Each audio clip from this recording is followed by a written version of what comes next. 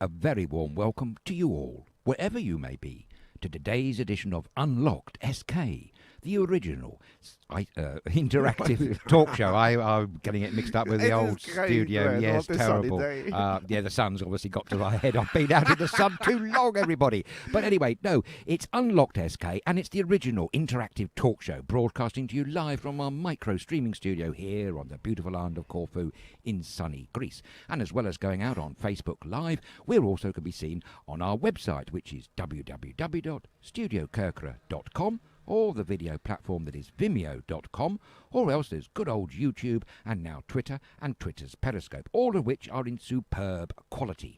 And if you like the show, please do like us and the page as well, and perhaps you could share us amongst your friends. We love a bit of sharing, don't we, here at SK?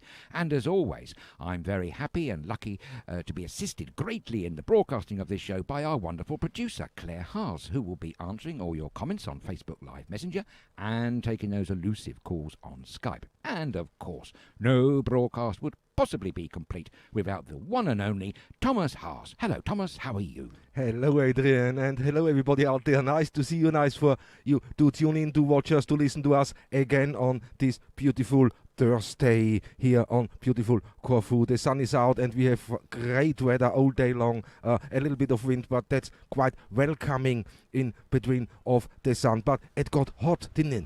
It is. It's a bit of a baker today, and it's wonderful. Yes, we're not moaning about it, but as I say, I think it's affected the little grey cells, the few that are left in my bonds. Hence the mistake at the beginning. But never mind, we're lovely here in our HQ quarters, which is, as Thomas has just said, is a beautiful, stunning summer's day. Ah, definitely. It's great. It's fantastic. But hey, guys, thanks for watching. Thanks for tuning in. It's great again here. Thanks. Lauren Smith is saying, hi, folks. Hope you're all okay. Patrick Golding, hi from Newcastle under Lyme. Oh, hello there, Patrick. Bowl Fern. Yeah, Bowl Fern. Hi up, folks, from Belper in Derbyshire. Derbyshire, yes, exactly. Andrew Wood is saying hello from a very windy Devon. Oh. Where are the hotels open here? Yeah, of course. But we go into that in a minute. We got a lot of news for you guys today and fantastic pictures again. If you want to look, we can show you. And today, just when you ask, we in beautiful Petriti. And here we go. Isn't that beautiful? It's great, isn't it? Yes. And if you want to know exactly where Petriti is, let me go onto the map. Here is the Corfu map, and here on the bottom, so it's not far away from where we were yesterday in Neo-Horaki, when we had the view from the top of the village. Beautiful. And you guys like that, so yeah. we said we come a little bit closer today. And when I go down here and I go more, and here's Petriti, and that's the fishing village of Petriti. And I think it's the biggest one on the island, isn't it? It is the number one fishing village of the island, and the majority of fish that's for sale on the wonderful fish market in Corfu town emanates from this beautiful village of Petriti, southeast coast there. It's just such an idyllic spot, isn't it, Thomas? Oh, it's a great spot. It's a fantastic spot. And when you see that here, it's just, we are so lucky to be here, and there's the big fishing boat. So no, guys, thanks for tuning in, thanks for watching, thanks for saying hello. And we going on. Jay Nichols is saying hi from sunny Essex. Melita is saying sunny right now here in Kensington. Nice to hear from you, Melita. And Nikos Lubros, our regards to everyone. Hi, Julie Cam is saying hi, guys, glorious day here in Edinburgh. Steve Bowers, hi everybody, another wet day in Manchester. Much news, 3 flights. It's so frustrating. I know it can be very frustrating, can it? It is. They're all over the place, aren't they? You just don't know I what know, to do yeah. for the best. And yeah, it's a lot coming in. So guys, if you want to know anything about this beautiful island of Corfu, any updates, let us know here right now, live on air, or send us an email to inbox at StudioKerkyra.com, and we try to answer your questions quickly. Or if there's anything you want us to know, or yes, there's something exactly. we should know, hey guys, don't hesitate, come down here right now, your comments live, or inbox at StudioKerkyra. So vimeo.com. No? So it's a day, what a day today. And we were running around a little bit, but it's beautiful, it's great. The island is waking up now slowly. You can see the traffic is picking up. And we saw the first tourist, didn't we? We have indeed, yes. I've seen our first hire car out on the roads. That was a surprise, a pleasant one. And you've seen, I think, some German tourists, Thomas, didn't you? Somewhere yes, I did. knocking about. When we gone shopping earlier this morning, there were a rental car behind there. And then in the shopping center itself, there were also a German couple. You can see that because they haven't got a lot of sun on them yet. So you know what I mean. Guten Abend to all our German friends. Yeah, and let me say hello to Paul Fern. Grey, cold and miserable here in Belbert. He said, that doesn't sound good. You know, we send you some sun over. Indeed. Definitely. Leon Jagger, hi from a very wet West Yorkshire. Seems to be wet in England mostly. What's going on? I don't know. We've obviously borrowed your sun, gentlemen. It's here, shining brightly. Next one. Stuart Maroon is saying, hi guys, absolutely raining here in the northeast of England. Lynn O'Hara, it's been warm enough to swim today in Benitez. Yeah, exactly. You know what? We from Benitez, we're warm enough to swim. It's great. And I've been in the sea already for a swim, of course. Yeah, but when I look to our people here, our friends, our followers in the UK, it doesn't look like there is a lot of bathing weather going on there. No. Lynn, can I say a big thank you, Lynn O'Hara from Benitez, for hosting a watch party. I think it was of yesterday's broadcast of Unlocked SK. That was very decent of you. Thank you very much indeed, Lynn. Yeah, here another one. Ellie Rentgen is saying hello from a hot and humid Saudi Arabia. Hope to make it back to beautiful Corfu soon. Welcome aboard Saudi Arabia. We haven't had too many viewers from there, but it's lovely to know that you're tuning into your beloved isle. I can assure you it's as beautiful as it was when you last saw it. I'm sure of that. Yeah, and Lavinia is saying just finished the watering. Hi chaps, the transmission is very stop and start. Maybe it is my Wi-Fi. It could be, because when I look here, I'm totally fine. We stream straight out. I have no problem at all here on the system. So this must be on the internet by others. So Anthony van der Krank is saying hello, my friends and all Corfu-holics. Yes, Anthony, we certainly are. We've still got the bug, I'm afraid. Very hard to definitely. Get rid of, you can't get rid of that one. Definitely. Margaret Black is saying really bad connection, guys, and I have no idea. Margaret, where are you exactly? Northeast, Durham, I think. Durham or what? Yeah, I have no idea. I can see here we streaming straight out. There is no problem from my side at all, guys. Thank you for letting us know. But thanks for letting us know. Definitely, yes. We'll do our best and to bring the best quality that we can. Having me boasted of our superb quality, it's a bit of a shame that you're not receiving it, as it were. Yesterday, Thomas, we got told by Steve Stallsy McCabe from Liverpool that the Queen had actually won a race at Ascot Races, which he thought was rather apt since we mentioned it. So well done, Her Majesty Queen Elizabeth II. Yeah, okay. And while I'm on the subject, Thomas, we saw a fantastic photograph of Her Majesty on the back of a fell pony in the grounds of Windsor Castle a week ago, and it really inspired me, because this lady is 94 years of age, and she was on that horse like a real pro. Quite extraordinary. I wish I'd be as agile as Her Majesty at that age. But the Royal Ascot, what happened yesterday? I don't know. I think the race might have been won yesterday. I'm not absolutely certain. But the point is, we mentioned about Ascot because of all the hats. The point was that it wasn't the race that was virtual. The races are actually going on as normal. Unfortunately and very sadly for race goers and aficionados around the world, it's a closed race. The jockeys were wearing masks and gloves, I do believe. But the virtual bit relates to online, where people were encouraged to show off their headgear. Because it's all about millinery and horse racing at Royal Ascot. You know, the ladies sport their fantastic hats, don't they, Thomas? And the gentlemen all dress up with their finery as well. And there were some weird concoctions and some beautiful concoctions, the few that I saw online. So that runs for 5 days, Royal Ascot. It's a shame, though, of course, that it's COVID-19 year and things just aren't quite the same, are they? No, definitely not. I can see I get a lot of messages in from you guys telling me we have problem with the sound, we have problem with the picture, they can't hear, we freeze, but I can't see anything here on the system. My system is out with the bitrate straight as it should be. I don't drop any frames, and I can hear us here. So I have no idea what it is. This could be Facebook related. It has nothing to do with your internet connection or ours, because we are on there full. We have the bitrate. That's not a problem. That could be Facebook related. But if you guys try to switch over to Vimeo, StudioKerkyra, or go onto the website www.studiokerkyra.com, and here watch live now, and when you go on to that one, there is for sure playing straight. But I hope it's all okay. Yes, and YouTube, of course. You could always check us out on there just to see if it is Facebook a problem. We should point out that we did have a slight electrical hookup about 35 minutes before we were due to broadcast here at HQ, but we don't think that has anything to do with it. No, definitely not, because I got everything. All the systems are running fine by me. I don't know. I have no problems here, to be honest. So if anybody can let me know what it is.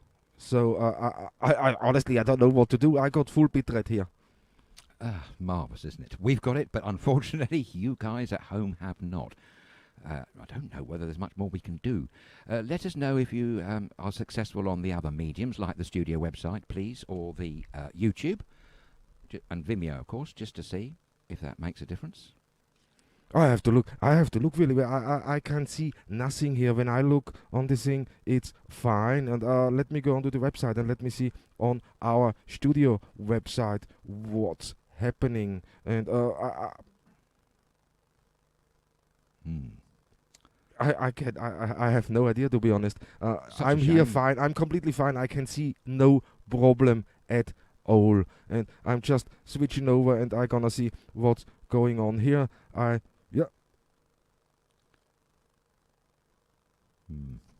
So I'll let you know what's happening. I'm on the studio website itself now, and I can see us actually. Yeah. Okay, well, that helps. So no, I have a complete, straight, good transmission on the website. There's no problem at all, and Facebook. So this must be having something to do with Facebook. It may well be. Don't forget, at the beginning of the lockdowns, they cut down their capacity by over 25%, I do believe. Maybe with the advent of some tourists here on this beautiful island of Corfu, there's been an upsurge of internet usage. We can give you no formal or otherwise explanation for your interrupted viewing. We do humbly apologise for it, though. Definitely. So it must be Facebook, because it's the rest is fine well with me. Yeah. Go on. You got some stories. Go on to the stories, and I take care of that one. Yes. Well, we have something from Germany, which is rather sad for our German friends. Angela Merkel, the Chancellor, has decided, I'm afraid, to do a government U-turn, and she's banning all large gatherings and events from now right until the end of October, would you believe? This is because of an outbreak, an uptick in cases of COVID-19 from an abattoir in northwest Germany in Gütersloh. I think that's right. 1,000 people have already been tested, with thousands more to go, and 650, unfortunately, have been tested positive. Now, they've all been sent home, and all the people that they've come into contact with have all been asked to be tested and self-isolating. So it's a bit of a backward step for Germany, which were doing quite well, really. Schools and childcare centres in the region have also been closed again till at least the end of the month. She welcomed the prompt shutdown, Mrs. Merkel, and she's desperately trying to prevent the further spread of COVID-19 in the area. They reckon that possibly one of the causes of this uptick of cases is because of shared living accommodation. Many of the workers at this abattoir and meat-packing plant live in small, closed environments. And it's part of the Tönnies group for our German friends, if that means anything to you. It's very much a very big affair. But this follows on from abattoirs around the world. There was a case in France a couple of weeks ago, and there's been more than one case in the United States of America. Abattoirs causing upticks in cases of COVID-19. However, Thomas, I think it is something to do with shared, cramped, possibly living accommodation. Yeah. But that's rather It's, sad yeah. for Germany, isn't it? Because they've been doing really quite well. The figures at the moment are 190,179 total cases with 8,927 deaths so far. With a population of over 80 million. That's Wow. not a bad going, really. Every death, of course, is tragic and unnecessary. But compared to a lot of other countries and places, it's not too bad. It's not too bad at all. No. Okay, guys, we just found out. I had to look at the moment, so I had to check this. Well, I'm right. We got the bitrate here from our side. Everything is perfect, is normal. We coming crystal clear out on Vimeo, on our website, and on YouTube. And just looking in, and Claire confirmed it just now too. It's a Facebook problem. So we apologize for that. That's the thing. That's a Facebook problem because didn't you? totally. I was streaming for over 10 years now and go really on the limit with everything we do. We know our system, and when this is a fault from us, we gonna tell you. We have there no problem with that. But here, I'm definitely sure that's a Facebook problem, guys. So for everybody who's watching on Facebook, when you go onto the StudioKerkyra.com website, you can watch uninterrupted on our website, or go on to YouTube Studio Kerkyra, and there you can watch uninterrupted too. So it's it's sad, in a time like that. I mean, lockdown is over, more or less now. The restrictions is in easing down. People going back to work. Companies starting up. Hotels starting up. Brings back to a question one of our viewers asking, hey, okay, are the hotels open? Yes, some of the hotels are open. Some, but I would say So that a lot slowly, a lot of the larger ones that I go past on a regular basis, not so at the moment. We'll keep an eye on this, though, for you and get back to you with any relevant information. But there are definitely some open, yes. Yeah, definitely some open. There's no question they are open. So, and there's more and more coming. Man, I spoke also to Nikos Louvros a while ago, and he said me from the Delfini Hotel that this is now, over a month ago, must be more than a month, nearly 2 months ago we spoke about that, and he said he knows the owner very well. All right. And speaking with her, she said, she decided not to open the hotel at all this year. I remember you saying that, yes. That's on the outskirts of Maratka, going towards Corfu town, for those who want to know, on the beautiful east coast of the island. A popular spot for both, I do believe, German tourists and British tourists. Sad that it's not going to be opening this year. I dare say there's one or two others that will probably follow in that footsteps, but there are definitely hotels open and available for business. The other thing I quickly saw before I came out, Thomas, today was that Israel have had a meeting with the Greek Prime Minister, Kyriakos Mitsotakis, and according to Benjamin Netanyahu, the Israeli Prime Minister, he's saying that if the numbers allow it, then Greece will resume flights to Israel, target date being the 1st of August, would you believe? So let's hope that can happen. Yeah. Israel was one of the first countries, actually, to halt all international flights way back in February, would you believe? It was very early on in the lockdown saga. Israel got ahead. The other country, of course, that threw everybody out, if you remember, was North Korea. They were probably the first country to act on anything to do with COVID-19 in terms of travellers. They expelled just about everybody that wasn't North Korean, I do believe. And that was early February, I think. That was early February, definitely. Just to let everybody know who just switched on, we apologize. There is a Facebook problem. It's not our problem. We're streaming out straight. We have a fantastic internet connection here. There is nothing wrong, but Facebook seems to have a problem because on YouTube and on our website itself, you can watch without any problems. So if you want to watch and comment, come on and go on to our website, www.studiokerkyra.com. And there you can watch. So it's very sad because I can't see your comments on the website. That's the other thing, but we have another system we can install in the future. But hey, there's another thing coming on. When we talk about it, let's go back and say we heard something from a flight from Frankfurt today. Yes, that's the first thing what jumped into my mind. Thank you. Yes, for reminding me. This is a story in the group on Facebook called British in Greece, and it was posted, I think, this morning by a lady called Rosie White, Hulavraki, I think. Lovely name, I probably misspelt it. She's reporting that she took a flight, she's English of nationality, she has a second home here in Greece. She took a flight recently from Frankfurt. The flight was full. It was full of mixed nationalities. But she's reporting that when she disembarked the aircraft, no one on that flight was tested whatsoever. She wonders of the authenticity of some of the paperwork that was going around the aircraft cabin, and she was just instructed to go to the carousel as normal, pick up her bags and leave the airport. What she's concerned about was that nobody said anything about quarantine, whether she's got to stay for 7 days or 14 days. She simply doesn't know. But she ended her post by saying she was going to her second home and she was very pleased to be back on Greek soil and self-isolate herself willy-nilly, whatever anyone else says. She's just going to do it. And what better place to self-isolate than in Greece, quite frankly.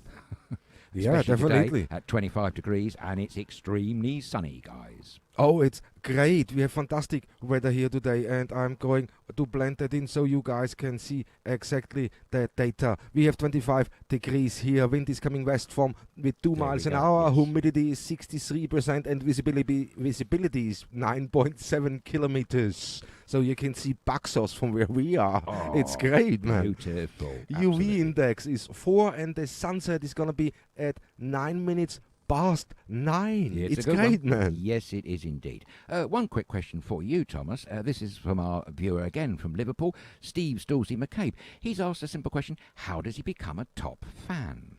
Okay, how to become you get invited from the system. So more you comment, the more you go in, and then when you see that, you have to accept the top fan status. Ooh. So Facebook let you know Steve. that you can be top fan of the show, and you accept this top fan status. So you must have somewhere setting there. You can adjust that, definitely. And thank you for doing so. It's great, guys. So if you like what you see and what you hear, don't hesitate. Like and follow us on Facebook at StudioKerkyra.com, or log on to the website StudioKerkyra.com. And there you can watch. At the moment today, we got some problems here with the Facebook feed. I don't know what it is. It is clearly a Facebook problem, not our problem. But you can watch us uninterrupted on YouTube at StudioKerkyra or on our website www.StudioKerkyra.com.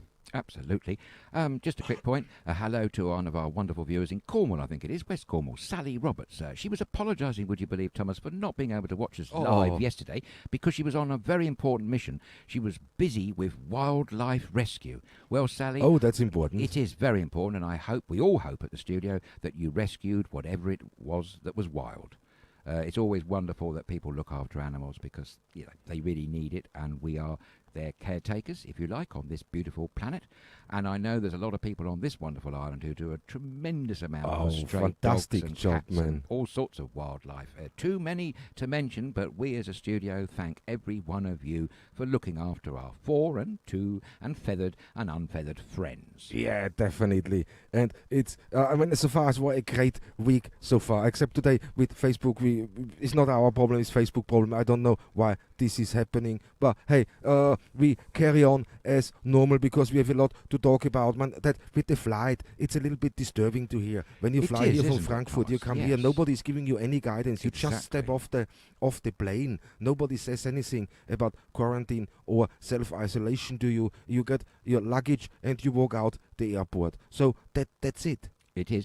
This was from a country that was in Group A. If you remember, they've split into 2 groups. And it was in Group A, Germany, being the ones that you're subject to random testing. But the good lady Rosie was making the point that no one got tested whatsoever. I think she was more concerned simply there was no advice about this quarantine. Yeah. And that must be disconcerting for any weary traveller. But we make the point again. Yeah, it would be for me too. Incredibly happy to be back here on Greek soil. On Greek soil, yeah, I would be happy to do that, man. Of course. We are happy because that's a great thing. I mean, we saw earlier from a Greek who's just being repatriated to Corfu. He said, "Oh, thanks God, I'm home." I showed you that picture. He took that from the airport over Mouse Island. And how great, you know what? If you get stuck, or if you have been stuck in another country, now it's opening and you finally can go back home. I mean, what a relief it must have been, what an adventure on the other side. Absolutely. You spoke to an Italian lorry driver a few weeks back, didn't you, under lockdown SK, and he was saying he was marooned on the island because he couldn't get back to Italy. There was another British lorry driver who decided to take a flight back. I think he had to leave his van or lorry behind here in Corfu, so that must all be a bit of a worry. For sure. Yeah, no, he got stranded here, and they told him then exactly on the lockdown, don't move. Right. stay here. So he was here now since March. Oh.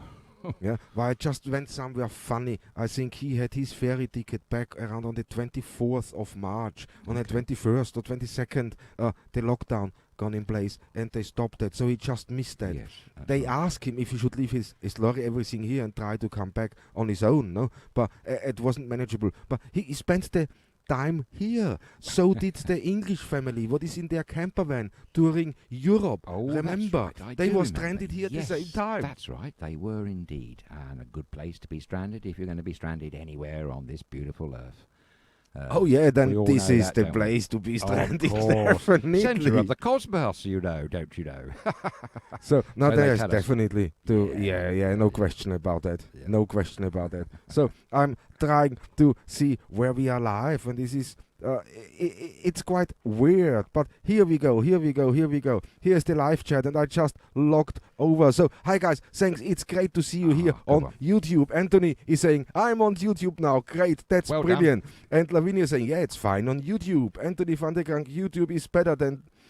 And the picture is much better too. Thank you for telling us that. That's very interesting. Cheers. So that's great. And there's Cassie Duckworth is saying hi from Roda. Hi, Hi. Cassie. Cassie, that's great. Anthony is hi from Utrecht, Netherlands. Roda is fantastic. Stuart Maroon is saying hi guys, very clean on YouTube. Good one. Peter Jeffried, you have an echo on YouTube too. Really? Oh dear.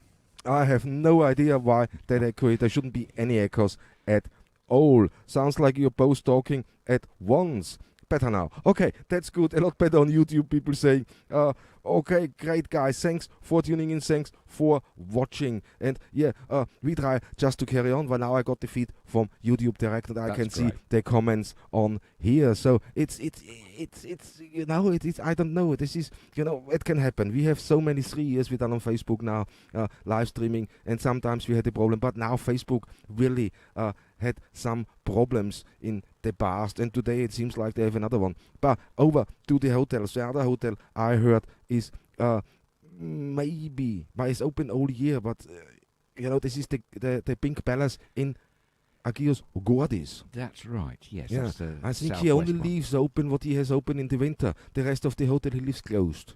Okay, well that's so that's the thing. But there's definitely things going on. There's definitely hotels open. Just to go back to this one question we had earlier. So okay, other news now over. I was technically so sick. It's quite strange to switch systems, but it's okay. Yes, well, I'm glad you've got them, and I'm most especially you've got the comments, access to the comments, because that's vital for an interactive talk show. Without them, and remember, we're always telling our lovely viewers and followers that this is your show. It's a digital platform across the internet to exchange ideas, experiences, ask and answer questions. I mean, the technology is amazing when it works, of course.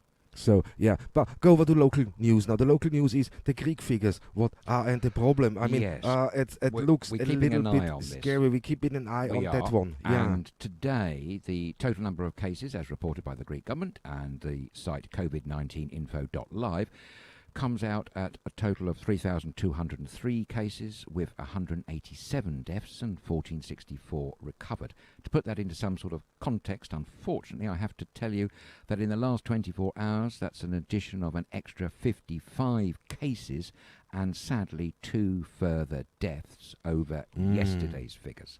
So this is a persistent incline upwards, unfortunately, in the last week. But as I say, we're keeping a very close eye, and I'm going to touch wood and fingers crossed that hopefully tomorrow's figures are showing a decline in the rate. In a decline, that would be fantastic to see, because it is a little bit scary. It is a bit, isn't it? Yeah, because they were down really for a few days for nothing. They were reported steady nothing. at something like 2,970, I think, for quite some time, and then they just ticked up, running about on average 20 a day or thereabouts. But in the last 24 hours, I'm afraid to say it's an increase of 55. Just to put that into the world perspective, currently in the world at the moment, there are a staggering 8,484,833 cases with 454,163 deaths. The United Kingdom has gone up to 300,157 cases with 42,225 deaths. America, United States of America, gone up to 2.1 million or so. Russia is still on at 553,000. Brazil has crept up by nearly 100,000 at 960,309. Wow. Yes, with 46,665 deaths.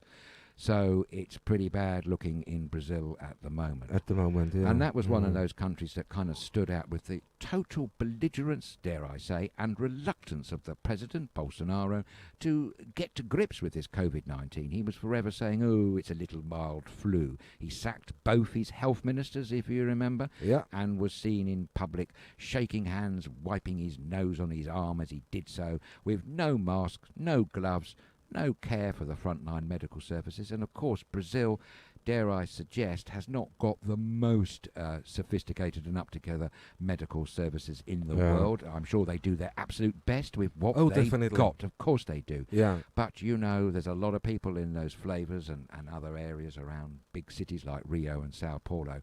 I would hate to imagine what the stress and pressure the people working in hospitals is under today in Brazil.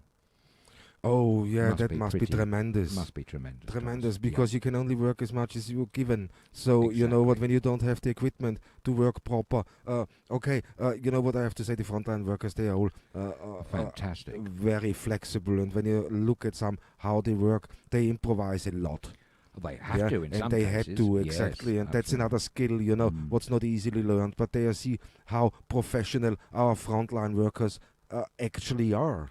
Totally even in a situation like that, it's, you know, improvisation, and they get through that, and they've proven that they got the UK through a pretty bad time, and Very now they're fighting to keep it stable, but they're not getting a lot of help, are they? No, except they keep being promised a medal, would you believe? This story keeps coming back. They're going to get a medal. Well, whoopee-doo. No, Mr. Matt Hancock. How about giving them a decent, meaningful pay rise, and while we're at it, a nice cash bonus, just like your opposite number in France did a week ago by giving everyone who's involved in frontline medical services there, and other key line workers too, I note, a €1,500 one-off bonus with a promise for serious increases in wages and salaries in the months to come. So I say, if France can do it, why cannot the United Kingdom? Going back to figures around the world, one thing that I forgot to mention yesterday, Thomas, we're talking about South America. Let's go a little bit north to Central America. And in the last week, the number of cases in Guatemala, where we have a good friend, Dr. Neville Stiles. Good afternoon, Neville, if you're watching. Hello, Neville. Yeah, it was great to talk to him on Lockdown SK a few months ago. The number of cases there has risen by 100%. They're now running at 10,706 with 418 deaths. Ooh. And the other country of note to mention is Honduras, which is very nearby in Central America. They have a total number of cases of 9,656 with 330 deaths. The reason why I'm mentioning Honduras is, would you believe, both the President Hernandez, I think his name is, and his wife and 2 aides have all gone down with COVID-19. So it just shows you, even the highest office in the land, you can't hide from COVID-19. Yeah, of course not. I don't know what they're all thinking, you know. It's really shameful on one side what they are doing now, how they're playing the public, because the figures we are all getting, I don't think they are true of what we get. I'm not sure. Or they delivered very, very slow. That's another good point. They are. There's a lot of disparaging context between countries reporting. Some countries have to wait for regional governments to bring in all their figures. I think Russia is one of those. The United Kingdom, to be fair to them, they were quite efficient with their testing results, I mean, with these figures. But at the beginning, if you remember, Thomas, in the early days, they didn't include care home figures. No, but on the other side, a care home figure, yes. But on the other side, when you look at the latest news now, does the NHS staff need to be tested now twice a week? I saw that, yes. And of course the government there promised all NHS workers to be tested weeks ago. We were running this story at least a month ago, and now, as you've just said, yes, twice a week. It just shows you. Which actually, Thomas, reminds us of a point. We've asked the question many times on both Lockdown SK and now Unlocked SK. Okay, yeah. What is the time? You know, a lot of travellers are recommending that they have to be tested within 72 hours of travelling. But we asked the question, what happens if you have the test within 72 hours, but then you're, through no fault of your own, you're suddenly exposed to other people? In theory, you should have another test, shouldn't you, before you board that Before plane? you board, you should have another test. Yeah. Definitely, there's no question about it. Yeah. But you should go and you should have another test. So it's happening. And I think that answers or relates to one fundamental issue here. I think right across the world, the globe, I don't think there's quite enough sufficient testing kits.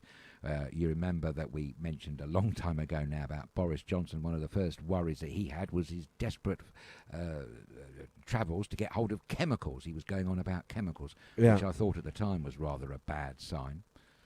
When the Prime Minister starts chemicals. This is back in March, this was, when he was saying that. So, but testing seems to be where it's gone wrong. That was one of the things that South Korea highlights, the need for testing. They managed to get their pandemic under control in the early stages of this virus simply by testing, tracing and treating. That was their mantra. You had some news before we came on air, Thomas, didn't you, from the United Kingdom about the contact tracing app and the saga of that. Yes, the saga of that one is now that they handed that over to Google and someone else. Apple and Google, exactly. So now the government is using the Apple and Google system to have this tracking done. So what happened with Cummings' brother, who got so much, who got a contract for that stuff and so much money paid? So you know what? If they pass over now millions of pounds to family members, which planet you living on, man? Nobody, the public is never gonna. No, listen, the public is never gonna see a penny back of that. What happened with the fire engine or this water engine? What Boris poured 4 or 5 years ago. Thank you, Thomas, come on. so much for reminding it's me happening of the over and saga. over again. But tell that story, man. I'm very happy to. And Cummings' brother took now millions out to develop something. I don't even know if these guys can cook or make their own coffee, you know. But they're giving family members jobs. That's disgraceful. But nepotism, most disgraceful is now our Prime Minister. What he spent public money on and how much he wasted. Yes, indeed.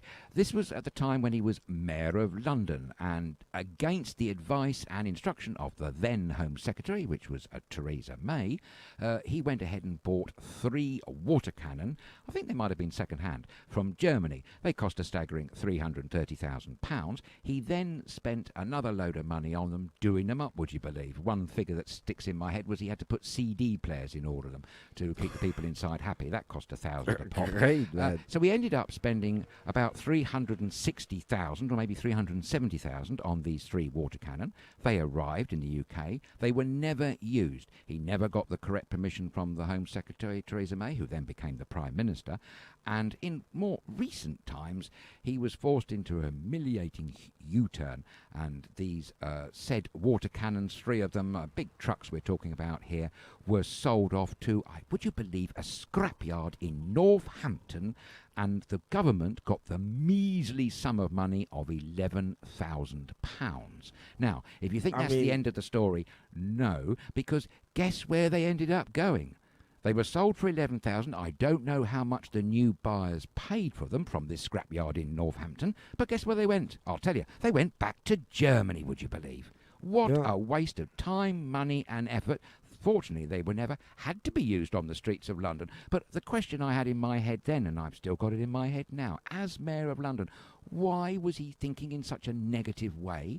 Why would he even have the notion to spend council taxpayers' money on 3 water cannon, and for such a negative reason as well, when he promised Londoners great bus services and bikes and all sorts of other things.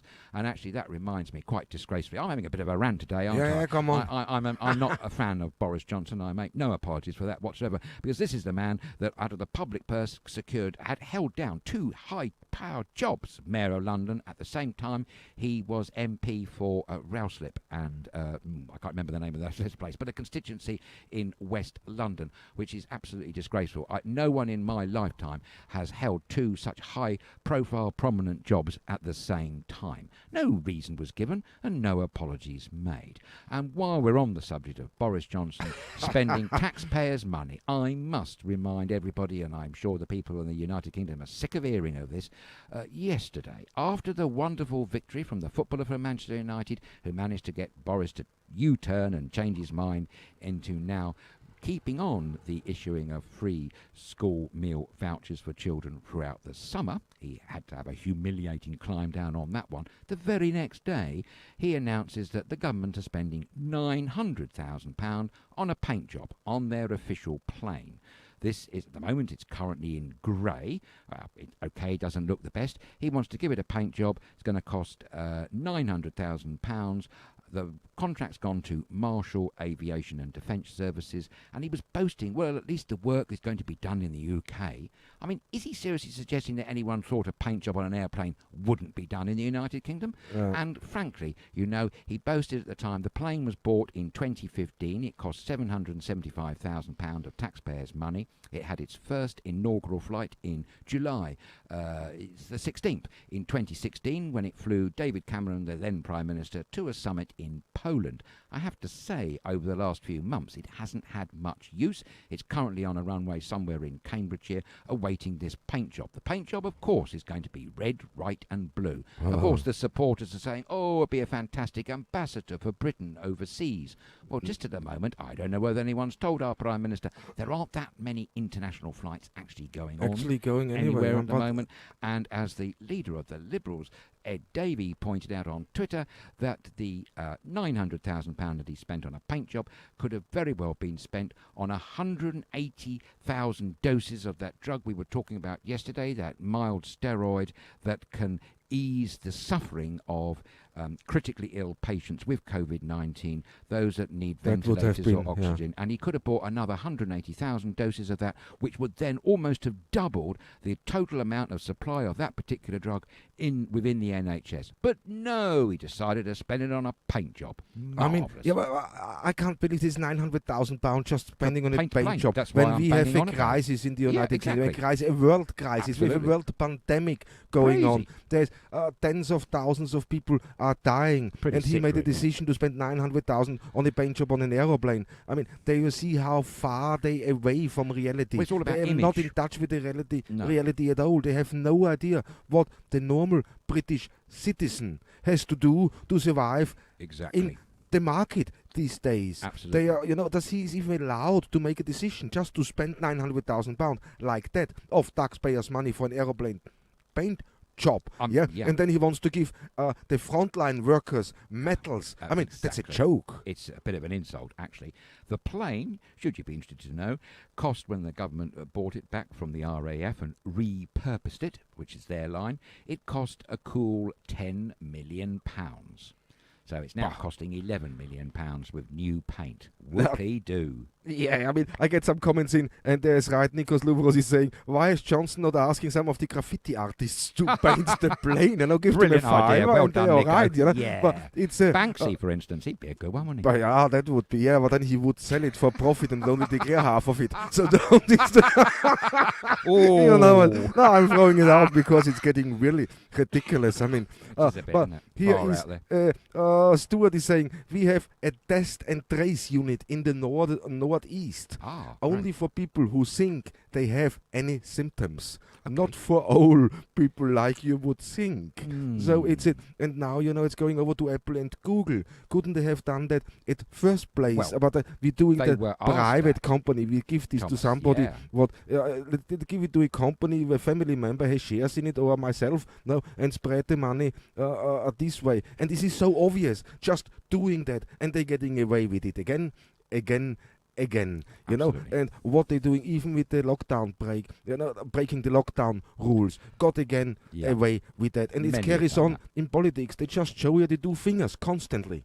Absolutely. Yeah, and then making a stupid excuse and then doing a press conference, and so it's done. And if you don't have, the right answer, I don't know what you do, then you send Priti Patel in there because she is used to be abused, obviously. So it's, Well, she's not very good with numbers. We know that one already. Blimey. But it gets on there, and now is the question, can we go on holiday, can't we go on holiday? What is the regulations now, really? What is with the quarantine ruling, and so on? As restaurants and hotels in England complained, okay, should we open, should we not open? When this quarantine is coming in effect, we're not going to make any business at all. We're going to be, that's it for them. Yes, they were saying, the UK hospitality and the pubs and restaurant industry in the United Kingdom was saying that The 2 metre rule only allows them 30% on average profitability, whereas 1 metre boosts it up to 60 to 70%. And there was immense pressure on the UK government. They're still dithering, still deciding about reducing that all-important social distancing measure as we speak to you now. And the other thing to bear in mind, a week or two ago, everybody was getting excited that public houses and restaurants were going to be open in the United Kingdom for, like, on terraces and outside gardens and things like that. Well, sadly, the other day they put that back to, I think it is the 4th of July. 4th of July now. Yeah. Is it? I don't know. It is so a contrast when you look into everything now at the moment. This is so a contrast everywhere with things happening around us. So it's the dates are gonna get pushed out constantly. Yeah, Yes. where we thought, okay, 15th of June. Okay, we open for Greek tourism, definitely. The Serbs getting blocked on the border to Greece, and other Balkan countries are allowed in. How it comes, I have no idea. Then we hear people already from Germany arriving, from Frankfurt, as example, they coming in. So the ferries are started now to operate to, somebody said, where we said they start operating on the 1st of July. So I think this is just in Greece the ferries are operating, but not over to Italy or Albania or Croatia. So I don't think, or Malta or Cyprus. I can't believe that. No, and just to remind everybody, the Greek Prime Minister said the other day that the border with Albania is closed for the moment. Exactly. So we won't get any tourism from there. I mean, Italy, definitely not. No, and we haven't. Actually, funny you should say that, Thomas. It's noticeable by their absence. Ciao to all our wonderful friends in Italy. You've suffered greatly through COVID-19, but you know you're missed, because normally this time of year we're used to seeing lots of wonderful Italians careering around the place on their motorcycles, giving a little bit of extra character to Corfu. But unfortunately, we haven't seen any so far yet, have we, Thomas? No, not at all, and that's it's sad, because I really love the Italian tourists here. They bring some, I don't know, they have their own flair, they have their style. You see, this is Italian, style, definitely, and this is absolutely beautiful to see, you know. And when they start speaking with you, you can hear their passion, man. They're no? very So passionate. Oh, definitely. Yes, absolutely. Today, Thomas, there was a bit of a sad news before we came on air. The very famous and wonderful singer, 103 years of age she was, Dame Vera Lynn died today. So rest in peace, Dame Vera. Definitely. And her song, We'll Meet Again, that was the same song that was we don't covered know by... where, we don't know when. No, exactly. By Michael Ball and fantastic Sir Colonel Tom Moore, who raised that staggering figure, 30 over 30 38 million. Yeah. I've lost count of it now, but it was over 37, I think, at the last count, for NHS charities together. It was that song that they used. And so it became number one as well, I do believe. Number one in the downloads. Back then in the days, he must have for sure seen her. I dare say Dame Vera Lynn was one of his sweethearts, I dare say. Ooh, yeah, definitely. She did a lot of tremendous work during those dark days of World War II, rallying around the troops and entertaining them the best that she could. She's been an endearing soul on the British music scene ever since. Quite a formidable and remarkable lady. Great, no, and so, okay, rest in peace. It's really, it's a shame, you know, we lost a lot of greats. She had a great innings at 103. We can't moan at that, can we, really? No, definitely on not. a brighter note, I should say, we have congratulations. Everyone here. Yes, everyone here at StudioKerkyra, and I'm sure all our friends and followers would join in the congratulations to our viewer and contributor, Anthony McGowan, the famous international best-selling author, particularly for his book, How to Teach Philosophy to Your Dog. But he's just won, would you believe, the Carnegie Prize. That's the CILIP Carnegie Medal. And this is a really big do. It's like the Booker Prize, but specifically for children's literature. And the winning title of his book was called Lark. He wrote it last year in 2019, and it's just won this year's prize.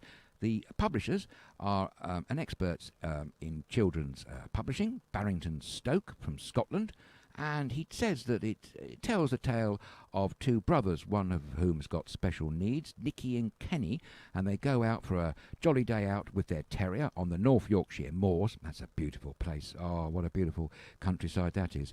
But unfortunately, their day out takes a serious, dangerous turn. I won't say any more because it might give the story away. But if you may remember, viewers, that Anthony McGowan phoned us live way back a few months ago now on Lockdown SK, and we had a very illuminating chat with the said gentleman. He was worrying. Great. Yes, he was worrying about that. He thought he'd got writer's cramp, or writer's block, I should say. This lockdown had kind of affected him. Let's hope he's got through all that now and he's writing in full flow, and he must be very pleased today to know that he's won the Carnegie Medal for children's literature. Well done, Anthony. All of us here at StudioKerkyra give you the big thumbs up. Yeah, definitely. Congratulations. That's great achievement. And you know what? We were very blessed and lucky to meet him in last year's Corfu Literary Festival, and we live streamed his talk about, from philosophy for the Capodistrias. Beautiful Sunday evening. Oh, it was a magical night here in Corfu, wasn't it, Thomas? And he did this fantastic discussion with all the audience as well about philosophy. And, when you think about it, philosophy is a big subject to get your teeth stuck into. And he just rattled through a brief history of philosophy in, an hour and a half, I dare say. Quite extraordinary. What a great performance. I have to say that. Absolutely. That was fantastic. Yep. And let's hope we can see him again if we can have the Corfu Literary Festival. However it can be shown this year. We've still got our fingers crossed and we're touching wood for that. Of course, that's organised by the wonderful Nico and Annabelle Louvros and Alex Preston back in London. And a bit of help from Emma. She was great, the PR lady, wasn't she, from Primrose Hill. Primrose Hill, yeah, Pineapple. Something like that. Yeah, I saw Pimpernel Press Pimpernel Publishing. Press, oh, there we go. Yes. We got there in the end, mate. Collaboration. How about that, guys? But there is a great thing. But the other thing, when I see a couple of questions in there is going on, big queues outside of Greg's food store today on their reopening, plus McDonald's as well causing chaos with long queues for the drive-through, and this comes from Stuart Maroon. So thanks for letting us know. So see, this is the things we saw here happening, but not in this big scale. I've seen a lot of queues at McDonald's across the United Kingdom. Greg's announced, I think they were opening 900 of their over 2,000 branches to just takeaway service, and I think the others were to follow shortly. Greg's is a great favourite for the United Kingdom market. Great hot snack place. Sausage roll. Do you remember they hit the headlines some weeks ago launching their vegan sausage roll? There was a big hoo-ha about that. I actually have to say I haven't tried one. I'm sure it's very pleasant. You can try one if you want. Be my guest. That's difficult here in Corfu, I have to say. Maybe one of our viewers could send us one out. Send Adrian a vegan sausage roll. No, please don't. Don't worry about that. That's okay. Don't waste your time. Enjoy the afternoon. A vegan sausage roll until it's here. It's maybe come alive again, mate. You never know. You can say that again. It would be alive with something, that's for sure. That's gonna be crawling out the plane, I should think. That's a whole different pandemic we have to deal with then, mate. Yeah, we don't want one of those, a sausage roll pandemic on Adrian's tummy. No, we don't want that. Absolutely not.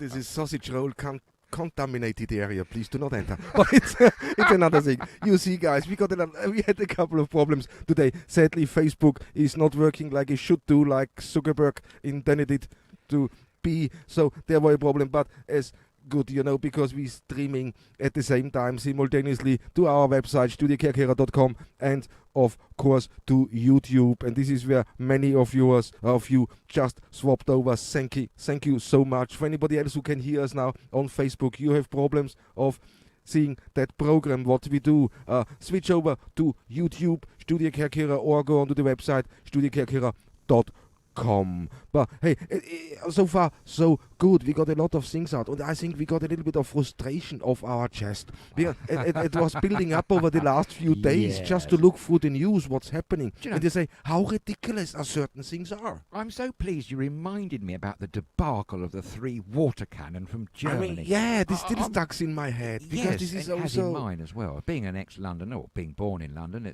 any story from London is dear to my heart.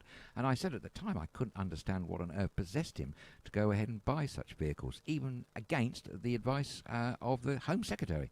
Crazy. I mean, what possessed him to go into politics in the first place? Well, you know, that's a good question. He wants to be Prime Minister. That's the only thing. He doesn't care about anything else. He doesn't care about the people not the businesses, not the people.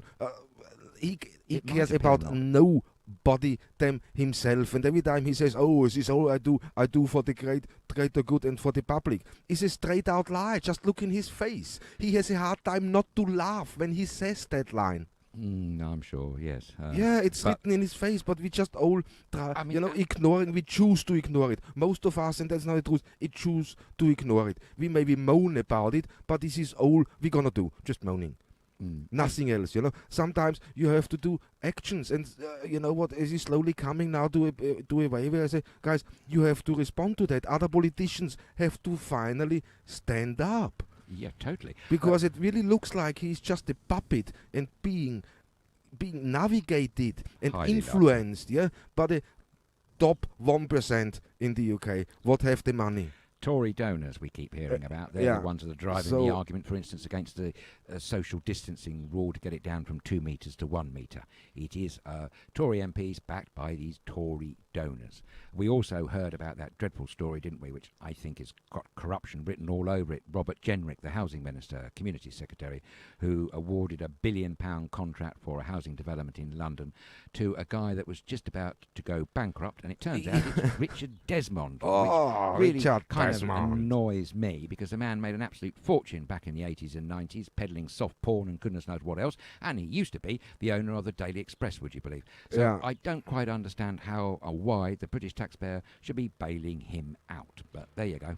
I have no idea, but this is happening constantly. And the worst thing what happened now, while the lockdown period was on, a lot of governments, not just the English, the British one, no, UK government, also other governments in other countries use this time, to get things through Parliament, without the notice, without people noticing. All nice and quiet. We got through, and changes were made and implemented. When you look at them now, I said, okay, oh my God, what did just happen? And sadly enough, the same thing happened here in Greece, where, you know what, nobody spoke to you. They done this behind closed doors, and they pushed things through what shouldn't have been pushed through without asking the public, without asking the people who pay their taxes and their wages. But there they go behind our back, behind the people's back, make decision, put plans in place and say, okay, here we go, that's how it is. No, wake up call for you. They gonna fight you every meter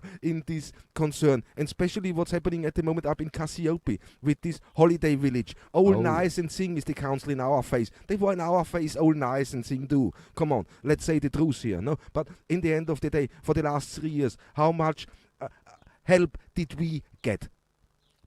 Exactly, that's the answer. Exactly, nothing. Not even simple things like a courtesy phone call back with an answer. It's just not existing, because we are not throwing our money around and we're not buying them to get somewhere. I refuse to do that. And we got it offered in the past. Absolutely. There's no question about it. Yeah. If we would have opened our wallet here on the island and paid the right people, we would be megastars. We would get support left, right and center, because everybody would earn with us. Even if we get government funding or grants, they would have taken money out of our pocket, whereas not should have not gone. Absolutely. So that's so buoyant, and now people are getting frustrated and angry, and now they're gonna speak up, and I'm one of them, and I'm gonna speak up, and I hit them straight on the head. I don't care about that.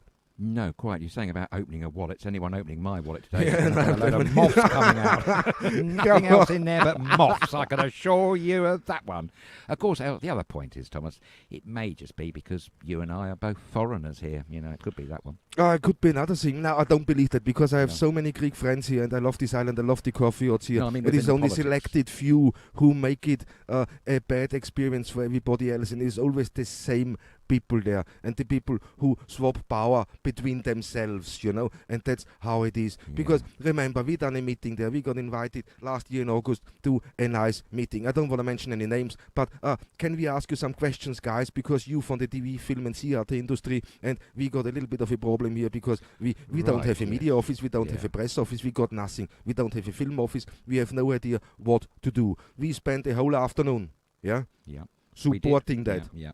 Yeah, we spent the whole afternoon. We went in there on our cost. We went in there. We even took our paperwork with, so they can see what we do, how it's done, how risk assessments is done, how production schedules are set up, how requests should come in, everything. For 4 hours we sat there, we showed them. Yeah? We had a few coffees, mate. We had a few coffees, mate. Yeah, definitely. But what happened afterwards? No, let us settle into the whole thing, and then after the first 100 days, we gonna talk. We gonna sit together with you guys, and you can help us out. Until now, nothing. What's happened is now the film office in Corfu town is open. I still haven't got a reply for address or telephone number from them. But you know what? We don't want to be recognized or anything with that. We don't want any money. But it would have been nice to get an invite after we supported them to get it right.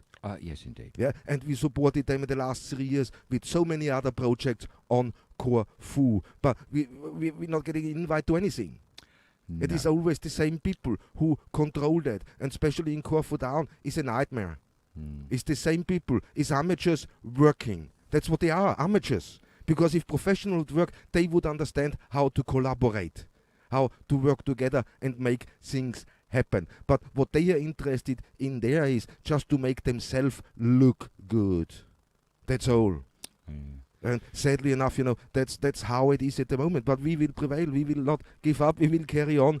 Sort them in there. I really don't care at the end of the day. But this is those things, when you give some help, you should get a little bit back. And this is not, I don't mean financially, but at least, we done that. Great, this office is open. We opened that. We sent you an invite. Nothing.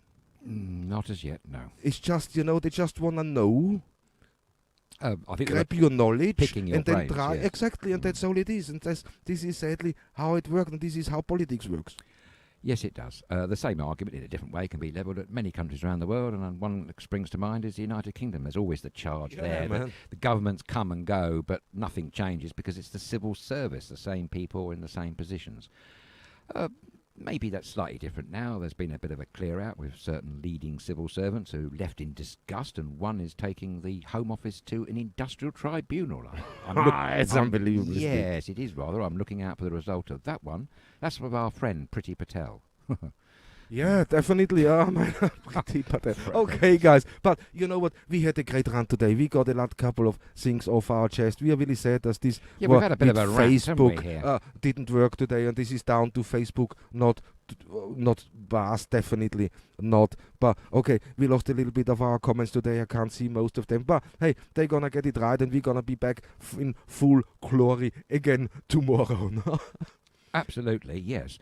And do you want to know a final story? We have. Before we go, we have one final story. We do. It's come from that continent, the one continent on this lovely globe that so far is COVID-19 free, and that is Antarctica. That's the second story we run from Antarctica. You're going to be very pleased and relieved to hear that after all this time, 10 years in fact, scientists have now worked out what the thing is.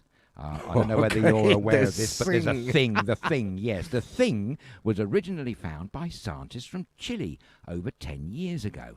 And if you want to know what it is, it looks a bit like a deflated football. It measures... Okay. Yeah. Actually, in some light, with my poor eyesight, more looks like a giant coffee bean. But anyway, deflated football will do as a description.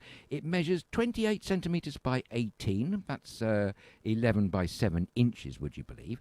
Well, now, scientists from the University of Texas in Austin, United States of America, believe it's the egg as a giant deflated egg from over 68 million years ago. Wow. And it's thought to be from a mosasaur, a giant marine reptile, which could have been up to 7 meters in length, would you believe? Ooh. Now, that's a big reptile. It's a big one, man. Sadly, yeah, a big one, absolutely. Sadly, they can't be sure whether it was laid at sea or on land. And it's not a dinosaur egg as such, because those ones have a hard shell. This has a soft shell. And it's believed to be the world's largest reptile egg. How about that? So wow. The mystery of the thing is now over. It's an egg from 68 million years ago from a giant marine reptile. I know you all wanted to know that one.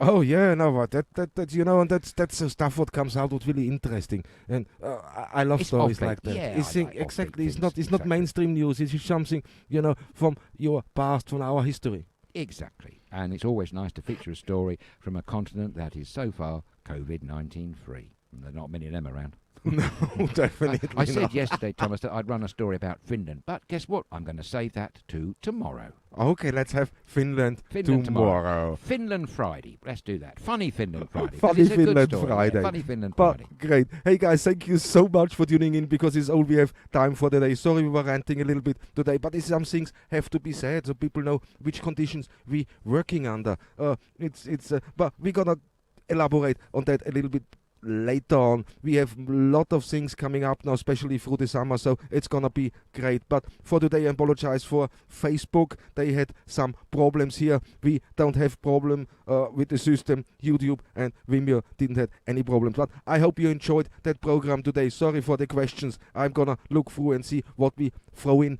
tomorrow. But have a fantastic evening. Enjoy the rest of the day, and we gonna see you tomorrow at 6 p.m. Greek time again. So thanks for watching, guys, and Kalinista. Absolutely, and thank you very much for your patience and your sharing of your time, because as always that's the most precious thing that you can give, and we're very honoured to have it. So as always, stay safe, keep well, enjoy the rest of the day wherever you are, and a very good afternoon to you all.